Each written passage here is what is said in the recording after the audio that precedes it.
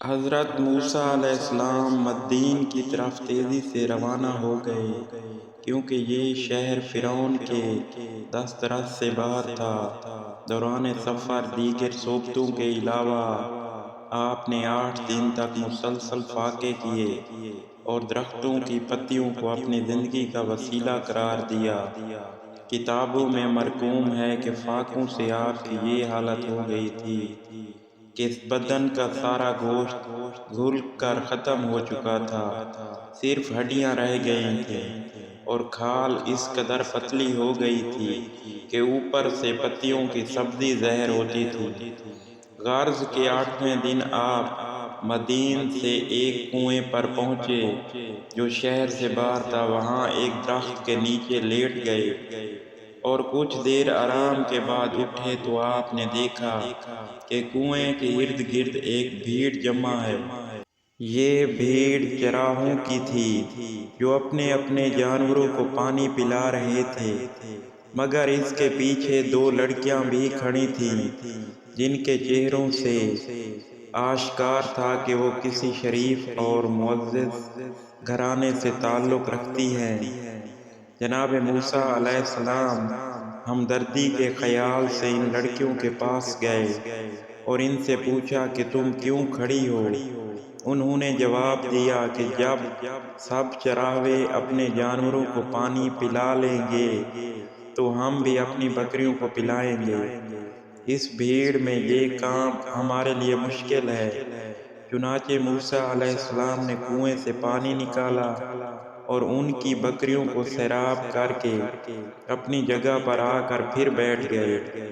اس وقت آپ پر بھوک کا سخت ترین غلبہ تھا، اس لیے آپ نے جانب آسمان دیکھا اور فرمایا، پروردگار، تو میرے لیے اس وقت جس نعمت کو مناسب سمجھ بھیج دے، میں اس کا سخت حاجت مند ہوں۔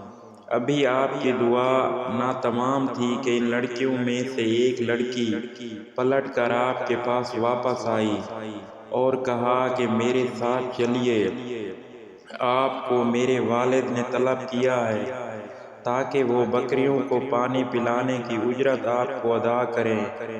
موسیٰ علیہ السلام نے پوچھا کہ تمہارے والد کا نام و نسب کیا ہے؟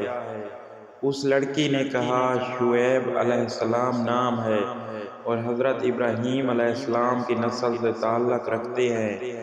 یہ سن کر جناب موسیٰ علیہ السلام بصر و چشم ان کے پاس تشریف لائے اور پھر گفتگو کے دوران اپنا سارا حال بیان کیا۔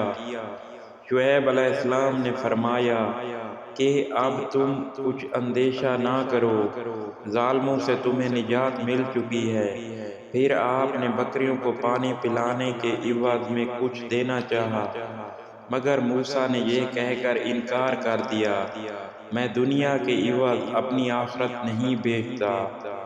جناب موسیٰ علیہ السلام کی یہ دیانتداری دیکھ کر حضرت شعیب علیہ السلام کی صاحبزادی بولیں، بابا جان، آپ انہیں اپنے ہاں ملازم کیوں نہیں رکھ لیتے؟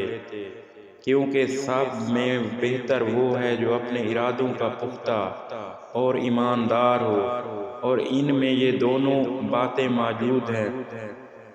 اپنی بیٹی کی اس تجویز پر جناب شعیب علیہ السلام خاموش ہوئے اور بڑی دیر تک سوچتے رہے، اور جب وہ چلی گئیں تو آپ نے موسیٰ علیہ السلام کو مخاطب کرتے ہوئے فرمایا، میرے خیال میں ملازمت تمہارے شایان شان نہیں ہے۔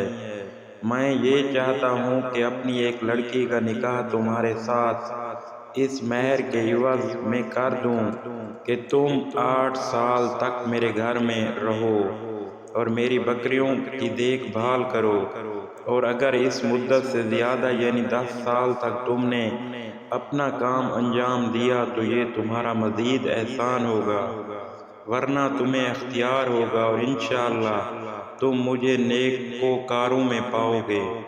موسیٰ علیہ السلام نے کہا، مجھے آپ کا حکم منظور ہے، مگر اس کی نوعیت صرف میرے اور آپ کے مابین صرف معاہدے کی ہوگی۔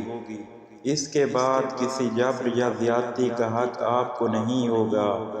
غرض کے اس معاہدے کی بنیاد پر آپ کا نکاح جناب شعیب علیہ السلام کی چھوٹی صاحبزادی صفورہ سے ہو گیا اور وہ ہی رہنے سہنے بھی لگے۔